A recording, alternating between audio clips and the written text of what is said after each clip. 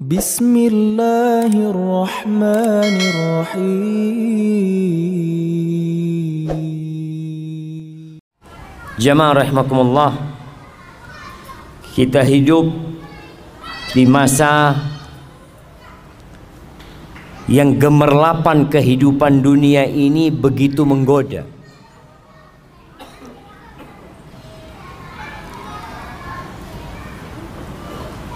Kerusakan begitu mudah untuk didapatkan.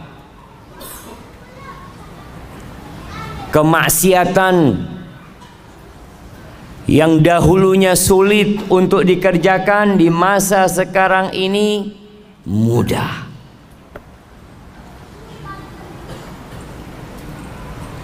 Karena apa? Karena teknologi. Dan harta ada, fasilitas disediakan semuanya. Zaman dulu jemaah, jangan zaman dulu ya, tahun 90-an ke bawah, itu yang punya motor itu hanya orang kaya aja. Yang bisa beli motor tuh orang kaya. Sekarang di mana-mana orang punya motor. Dulu orang mau berangkat ke tempat maksiat susah. Sekarang online, diantar ke tempat maksiat. Nah, begitu mudah. Mau booking tempat maksiat di handphone bisa pilih. Na'udzubillah min dzalik. Maka waktunya kita berhenti sejenak, merenungkan kehidupan ini.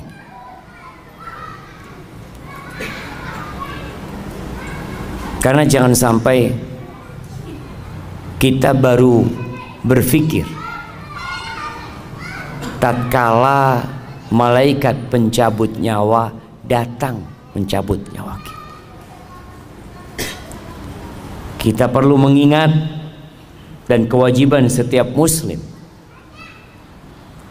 untuk mengingatkan dirinya, untuk menghisap dirinya, dan mengingatkan orang lain. Di antara yang menyebabkan manusia itu terlena ada dua hal. Yang pertama, lupa, dan yang kedua malas. Nabi Adam alaihissalam bagaimana terjebak dalam dosa? Apa kata Allah? Walaqad ahidna ila Adama min qabl fanasi walam najid lahu azma. Tuh Allah udah kasih perintah kepada Nabi Adam alaihissalam, jangan deketin nih pohon. Boleh semua engkau makan kecuali pohon ini. Dan dikasih tahu hati-hati sama setan. Jangan sampai engkau tergoda sama setan. Ini musuhmu. Fanasi, lupa Nabi Adam alaihissalam. Karena setan pada waktu itu waqasamahuma inni lakum alaminan nasihin. Oh, setan itu kalau suruh kasih nasihat jamaah, sumpah-sumpah. Wallah, aku ini orang suka ngasih nasihat sama kamu. Ini pohon ini kalau engkau makan, engkau akan kekal jadi malaikat kau. Lupa Nabi Adam kalau ini musuh, kok percaya sama musuhnya? Walam najid lahu azma. Kita dapatin nggak ada semangat, malas. Ini Allah yang katakan. Akhirnya Nabi Adam turunkan. Maka dua hal ini penyakitnya, lupa dan malas, futur. Maka kita diperintahkan untuk mengingatkan orang-orang itu. Kenapa sih kita ada di muka bumi ini? Ngapain? Orang kerja dari pagi sampai sore, besoknya kerja lagi, lusa kerja lagi, bertahun-tahun di Angkasa Pura. Antum nggak bosan di Angkasa Pura? Ini yang kerja Angkasa Pura nggak bosan? Berapa tahun antum? 10 tahun Ustaz. Allahu Akbar. Nggak bosan? Enggak Ustaz. Karena dia tahu dengan tujuan dia berada di tempat ini. Tapi tujuan diciptakan manusia, kadangkala orang lupa aja. Ahibati fillah, jelaslah Allah mengatakan wa ma khalaqtul jinna wal insa illa liya'budun. Tidaklah aku ciptakan bangsa jin dan manusia kecuali untuk beribadah kepadaku. Ma uridu minhum min rizq wa ma uridu an yut'imun. Aku nggak perlu mereka kerja kasih rezeki sama aku. Aku nggak perlu dari manusia untuk kasih makan kepadaku, kata Allah. Innallaha huwar razzaq dzul quwwatil matin. Sesungguhnya Allah yang maha memberikan rezeki, dan dialah yang maha kuat dan maha perkasa. Dan Allah menciptakan isi bumi ini untuk kalian. Huwallazi khalaqalakum ma fil ardi jami'an. Dialah Allah yang menciptakan untuk kalian semua yang ada di muka bumi ini. Ini ayat dijadikan sandaran oleh para ulama bahwa semua yang ada di muka bumi ini hukumnya halal. Boleh, kecuali kalau ada dalil yang mengharamkan. Karena Allah menciptakan semuanya untuk manusia. Untuk manusia jemaah, untuk kita. Artinya Allah memfasilitasi kita, dikasih fasilitas semua untuk apa? Untuk beribadah. Bukan untuk bersenang-senang, enggak. Sebagaimana kalau ada orang bekerja, dikasih fasilitas sama bosnya. Kamu kerja di sini, nah itu ada kolam renang di rumahmu, kita kasih rumah, kasih kolam renang, kasih pembantu. Kemudian di belakang rumahnya ada kolam ikan. Masya Allah. Akhirnya orang ini kerjanya berenang sama mancing. Kira-kira sama perusahaan dipecat nggak tuh orang cuma? Saya kasih semua itu supaya kamu kerjanya bener gitu loh, nggak mikirin macem-macem. Tapi jangan akhirnya kerjanya antum berenang mancing, berenang mancing. Itu yang terjadi dengan kebanyakan manusia. Lupa bahwa fasilitas diberikan agar antum beribadah, mudah antum beribadah, nggak repot. Tapi sekali lagi banyak yang lupa, sehingga kerjanya ya hanya bersenang-senang. Luqman Al-Hakim, ini diriwayatkan Luqman Al-Hakim mengatakan sesuai dengan tema kita hari ini, bi akhiratak bidunyak tarbahhuma jami'an. Kata dia, belilah akhiratmu dengan duniamu. Beli akhirat dengan dunia. Artinya modal kita dunia. Kita kalau bicara alat tukar kita nih dunia. Tukar duniamu dengan akhirat. Engkau akan beruntung dua-duanya. Dapat dua-duanya. Wala tabi' dunyak bi akhiratik takhsarhuma jami'an. Jangan sampai engkau jual akhiratmu untuk mendapatkan kenikmatan dunia. Engkau rugi dua-duanya. Lah dunia dapat wal akhirat rugi dua-duanya. Dan antum bisa melihat orang-orang yang sukses dunia tapi jauh dari ibadah, dapat apa dia? Dapat tua, capek bekerja, dia pikir nanti saya akan menikmatin di akhir hidup. Saya mau capek sekarang. Ya, akhir hidup stroke. Punya moge 7 di rumahnya. Terus katanya mau dinikmatin ini. Ya itu mau dinikmatin gimana kata dia. Punya duit banyak.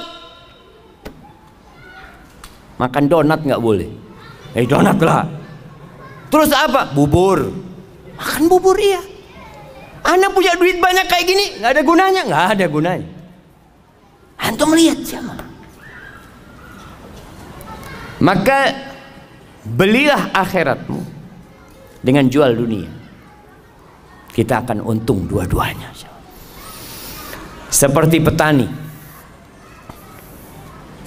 Antum pernah ngelihat petani jagung nanam rumput? Pernah ngelihat anak mau tanam jagung sama rumput? Jangan. Tanam jagung, rumput tumbuh sendiri. Gitu iya. Antum lihat tuh petani jagung ketika tanam apa dia? Jagung. Jagung dia tanam, bibitnya jagung keliling. Subhanallah, tahu-tahu ada rumput. Alhamdulillah dapat rumput, kasih makan buat kambingnya, apanya. Tapi jangan kemudian sibuk antum cari rumput, lupa sama jagung. Ada dulu yang ngasih permisalan, dunia ini seperti orang yang lagi ngelola sawah, macul sawah. Mau tanam padi harus dibajak. Kadang-kala orang lagi bajak sawah ini, masya Allah jemaah, ada belut lewat, alhamdulillah dapat belut. Ada lele keluar, alhamdulillah. Jangan kemudian antum sibuk cari belut, cari lele, antum nggak tanam padi antum. Itu yang terjadi dengan banyak orang. Jadi kenikmatan dunia cuma selingan. Ya, untuk modal ke akhirat. Allah Azza wa Jalla mengatakan tentang manusia ini, setiap Jumat disunnahkan imam sholat Jumat itu untuk membaca surat Al-A'la sama Al-Ghasyiyah. Dua-duanya mengingatkan kita tentang kehidupan dunia. Di surat Al-A'la Allah mengatakan, bal tu'thirunal hayatad dunya wal akhiratu khairun wa abqa. Tapi kalian ini lebih mementingkan kehidupan dunia. Antum lihat tuh orang-orang yang selalu ngomong kita tuh harus seimbang dunia dan akhirat. Lihat realitanya. Apakah dia seimbang dunia dan akhirat? Berapa jam dia cari dunia dan berapa jam dia cari akhirat?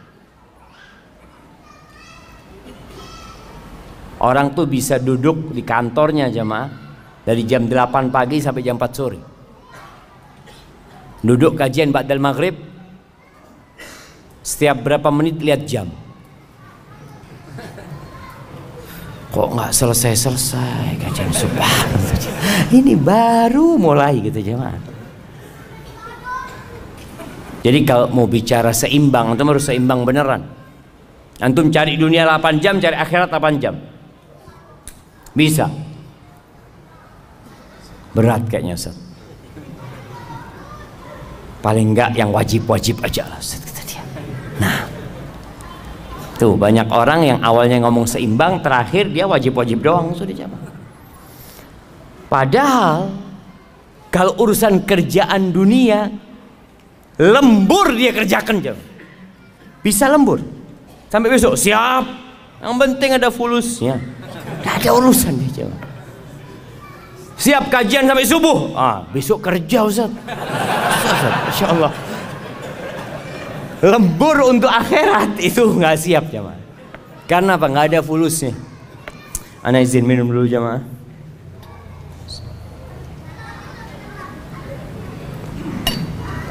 Alhamdulillah.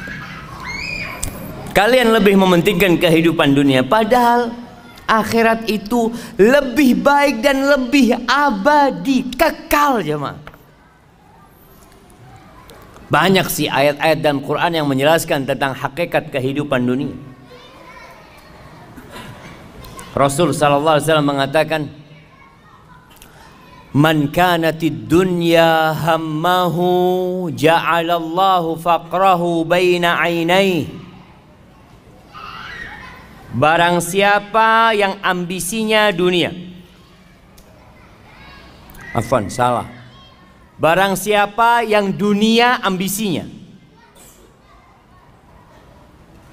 sama apa enggak sama yang pertama aja?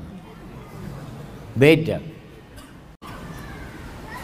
Memang dunia itu ambisi dia. Enggak ada dalam benak dia akhirat. Dia kerja, sekolah, mulai sekolah. Jangan bilang kerja, sekolah. Kenapa kamu sekolah? Ya, supaya dapat pekerjaan. Setelah dapat pekerjaan, Ya kawin lah. Setelah kawin punya anak, terus punya rumah, punya ini tuh. Jadi dari awal itu akhirat tidak ada dalam benak dia aja. Dunia. Jadi pengaturan dalam otak dia itu dunia. Semua dihitung dengan fulus. Kalau antum tahu orang barat tuh punya istilah time is money. Itu dunia. Jadi kalau orang bicara ambisi dunia, waktu adalah uang. Antum duduk di masjid, antum ditanya, antum dapat apa? Maghrib sampai isya dapat apa antum? Kalau antum buka warung dapat fulus. Antum jualan online dapat fulus. Duduk di masjid keluar fulus. Karena ambisinya dunia, semua dihitung dengan dunia. Berangkat umroh, haji dihitung sama dunia. Umroh berapa bayarnya? Berapa sekarang jamaah? 25 juta. 25 juta. Keluar fulus itu. Tabungan berkurang 25 juta. Kemudian ninggalkan kerjaan. Keuntungan anak sehari itu umpamanya 200.000. Kalau anak ninggalkan kerjaan selama 9 hari 1.800.000 habis. Belum kalau pulang nanti sakit, capek, nanti di sana masih beli oleh-oleh. Aduh, enggak lah, nggak usah umroh. Subhanallah, karena dia ambisinya dunia. Apa yang akan terjadi dengan manusia yang menjadikan dunia ambisi dia? Ja'alallahu faqrahu baina ainai. Allah jadikan kemiskinan itu di hadapan mata dia. Perasaan takut miskin itu ada di depan mata dia, jemaah. Baina ainai, subhanallah ya. Di antara kedua matanya, kata Nabi SAW. Seperti orang pakai kacamata, jemaah. Kemanapun dia memandang, ke atas, ke bawah, ke kanan, ke samping, yang ada takut miskin. Wasyattata alaihi syamlah. Urusannya dicerai-beraikan. Enggak kelar-kelar urusan dia, jemaah. Ana sering sampaikan. Dulu ana berpikir orang yang kaya raya, yang sudah sukses itu akan lebih sering di soft pertama. Karena dia sudah selesai dia. Dia mau makan sampai 7 keturunan sudah ada. Dia udah punya keran. Keran dia di rumahnya dibuka itu bukan air yang keluar, jemaah. Fulus. Sudah punya dia keran, jemaah. Tapi kenapa nggak bisa ngisi soft pertama? Urusannya ruwet.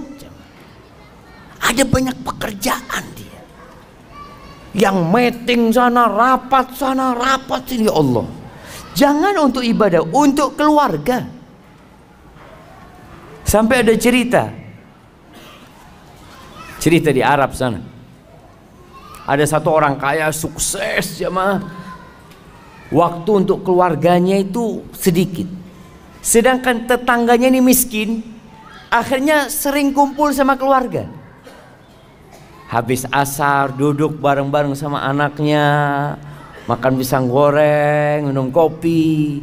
Si istri orang kaya ini cemburu dengan keadaan tetangganya. Maka dia ngomong sama suaminya, "Bang, abang itu kok sibuk terus cari fulus? Nggak lihat kayak tetangga kita bisa kumpul sama keluarganya sore-sore, ngobrol, makan bareng. Masa?" Iya. Oh ya, pinter nih suaminya, jemaah. Tetangganya dikasih modal kerja, jemaah.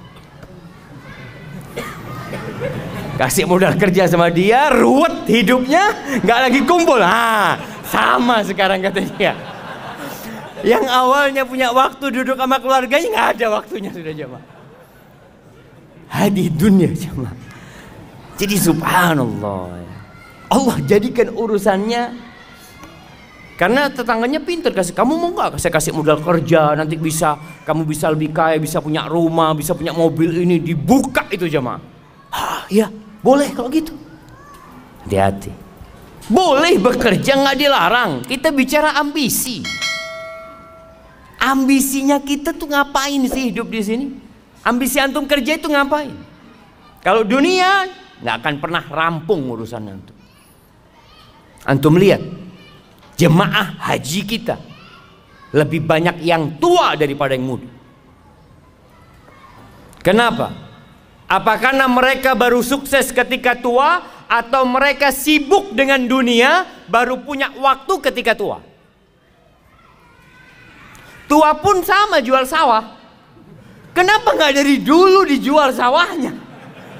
Kok baru tua jual sawah gitu loh jamaah? Sama-sama dia jual sawah.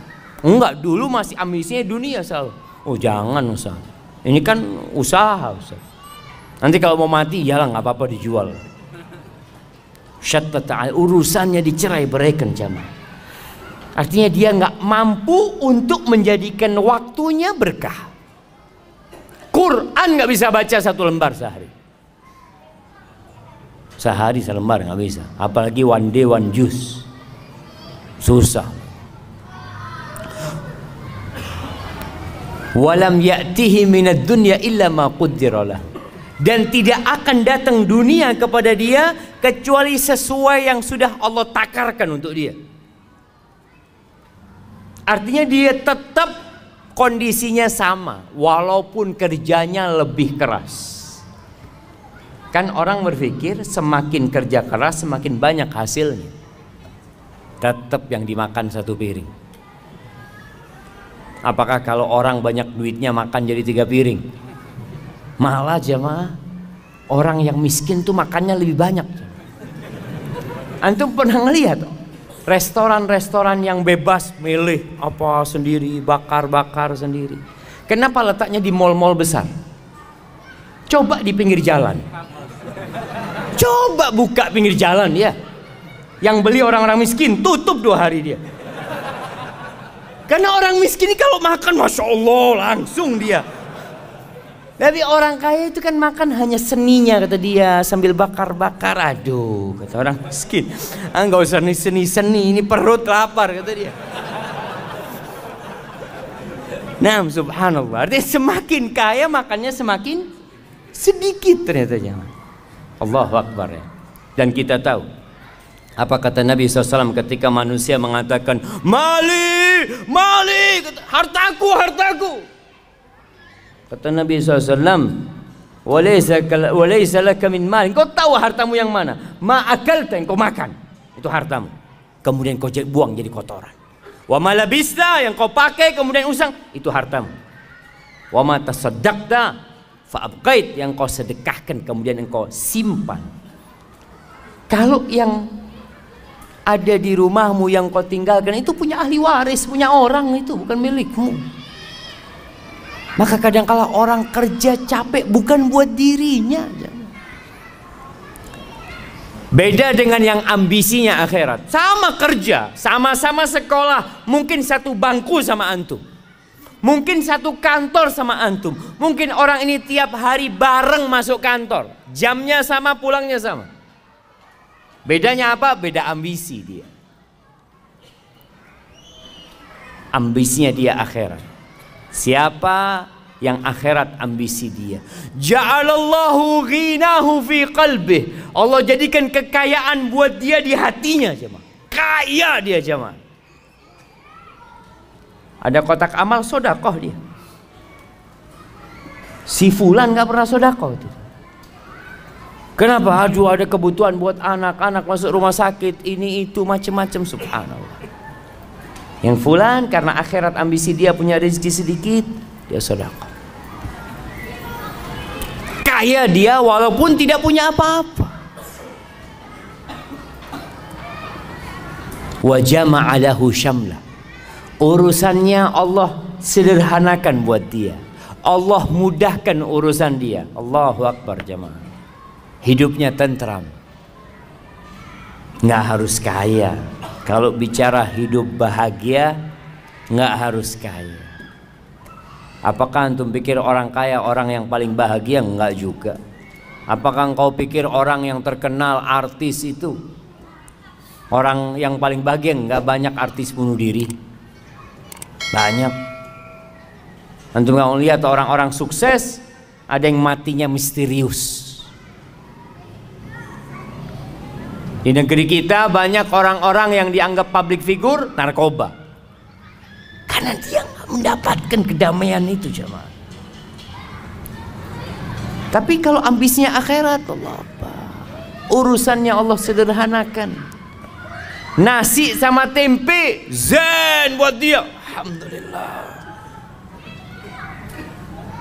Kenapa? Karena alhamdulillah. Kata Nabi SAW, bihasab ibni Adam luqaimat yuqim nabiha sulba. Kata Nabi itu cukup anak Adam ini beberapa suap yang punggungnya bisa tegak, selesai. Nggak macam-macam hidup ini. Yang penting punggung tegak, bisa ibadah, bisa kerja, alhamdulillah. Wa atathu dunya wa hiya raghimah. Dan orang ini, dunia itu datang kepada dia dalam posisi dipaksa, dunia datang kepada dia. Dia nggak punya ambisi dunia, datang tuh fulus jemaah. Kau tahu ngetok rumah dia, assalamualaikum. Alhamdulillah ada rezeki buat dia. Subhanallah. Ahibati billah. Permisalan dunia ini dikatakan oleh Nabi SAW. Nabi pernah berkata kepada seorang sahabat, namanya Dhahhak bin Sufyan Al-Kilabi radhiyallahu anhu. Nabi mengatakan, "Ya Dhahhak, ma ta'amuka?" Dhahhak, makananmu apa sih? Qala ya Rasulullah, al-lahmu wal laban. Wahai Rasulullah, alaika salatu wassalam ya Rasulullah. Yang aku makan itu daging dan minumku susu. Qala thumma yasiru ila madza? Terus itu daging, itu susu jadi apa? Bingung Dhahhak. Jadi apa jemaah? Daging, antum kalau ngelihat ya, steak. Antum lihat steak yang dikasih macam-macam atasnya, ada bumbunya, makannya pakai garpu, satunya dipotong. Jadi apa nanti jemaah? Dhahhak nggak berani ngomong jadi kotoran. Masa sama Nabi SAW ngomong kotor? Subhanallah, adab dan etikanya para sahabat. Dia tidak ngomong jadi kotor. Dia mengatakan, ila ma qad alimta ya Rasulullah. Menjadi sesuatu yang engkau sudah tahu wahai Rasulullah SAW. Subhanallah. Itu adab dan etika para sahabatnya. Apa kata Nabi SAW? Fa inna Allah tabaraka wa ta'ala daraba ma yakhruju min ibni Adam mathalan lid dunya. Sesungguhnya Allah menjadikan apa yang keluar dari perutnya anak Adam itu permisalan untuk dunia ini jemaah. Dunia ini kayak gitu jemaah. Di riwayat lain, itu hadis tadi diriwayatkan oleh Imam Ahmad. Di riwayat Ibnu Hibban, Rasulullah SAW mengatakan, inna mat'am ibni Adam duriba lid dunya mathalan bima kharaja min ibni Adam wa in qazzahahu wa mallahahu fandur ma yasiru ilaih. Walaupun makanan itu dikasih hiasan ya. Antum kalau makan di restoran-restoran bintang 5 ya, kadang-kadang kasih piring ada tutupnya, nanti masih keluar asap, dibuka, masya Allah ada sayur-sayurnya yang kecil, di model bintang, di model gunung, model apa, makanan macam-macam, masya Allah. Kata Nabi SAW, akhirnya jadi apa? Mau dibikin seperti apa? Oh, ada yang makanan muncung kayak gunung tadi itu jemaah. Ada yang warna merah, warna kuning, macam-macam manusia bikin makanan, jadinya apa? Kita tahu, hadhihi hiyad dunya. Itu dunia kita jemaah. Akhir dunia menuju kepada kerusakan. Rumah yang dibangun begitu indahnya, gedung-gedung yang tinggi. Di Jakarta antum lihat gedung-gedung itu modelnya macam-macam. Ada yang model pena, ada yang model kotak, ada yang bulat. Nanti jadi apa jemaah? Jadi debu yang berterbangan jemaah. Maka jangan sampai kita terpedaya dengan sesuatu yang akhirnya jadi kotoran. Ibnul Qayyim rahimahullahu ta'ala ketika menjelaskan tentang hadis tadi, dia mengatakan famaghtarra biha wala sakana ilaiha illa dzu himmatin daniyah. Maka tidak akan ada orang yang tertipu dengan dunia, yang kemudian condong kepada kehidupan dunia, kecuali orang yang punya ambisi rendahan. Wa aklin hakir, akalnya remeh, akalnya itu kecil, nggak besar dia jemaah. Wa qadrin khasis, ya sudahlah, dia itu nggak mampu melihat sesuatu sesuai dengan hakikatnya, salah perhitungan. Maka nanti ketika mati baru akan menyesali semua itu. Hasan al-Basri rahimahullahu ta'ala mengatakan, man arafa rabbahu ahabbahu. Barang siapa yang mengenal Allah pasti cinta sama Allah. Pasti cinta sama Allah. Bagaimana tidak? Allah itu Ar-Rahman Ar-Rahim, Al-Malik, Al-Quddus, As-Salam, Al-Mu'min, Al-Muhaimin, Al-Aziz, Al-Jabbar, Al-Mutakabbir. Gimana kita nggak akan cinta sama Allah Azza wa Jal, sedangkan kehidupan kita berasal darinya, semua yang kita makan berasal darinya. Orang yang kenal sama Allah akan cinta sama Allah. Tapi kenapa banyak manusia kok malas beribadah kepada Allah? Susah dia untuk sholat ke masjid, diteriakin hayya ala salah, hayya ala falah, karena mereka nggak kenal sama Allah. Antum tuh, kalau ada orang duduk di sebelah antum, antum nggak kenal sama dia, lagi nungguin di bandara duduk, antum sibuk mungkin baca-baca atau WA ya. Setelah itu antum dikasih tahu, Mas, yang di sebelah kamu itu, iya siapa? Wakil Presiden. Loh, Wakil Presiden, ya Allah, Assalamualaikum Pak, ahlan. Baru antum jadi menghormatin dan menghargain dia, karena antum dikasih tahu, antum kenal. Itu manusia biasa. Atau siapalah, antum makan di warung, ada orang datang mau duduk di sebelah antum, dalam hati kecil antum, ya Allah, ini orang nggak tahu adab, tempat udah sempit, duduk sini. Kasih tahu, Mas, yang di sebelahnya itu Gubernur Jakarta. Subhanallah. Assalamualaikum Pak. Baru senyum antum. Maka dikatakan tak kenal maka tak sayang. Betul. Banyak kita nggak kenal sama Allah.